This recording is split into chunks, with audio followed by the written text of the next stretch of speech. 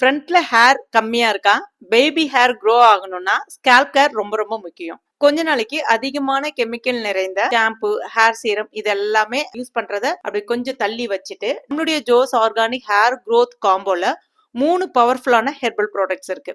ஒன்னு hair regrowth oil. அதிகமான rosemary இலைகளை பயன்படுத்தி தயாரிக்கப்பட்ட ஒரு எண்ணெய் இது. நிறைய பேர் பயன்படுத்திட்டு நல்ல ரிசல்ட்டும் வந்து ஷேர் பண்றாங்க.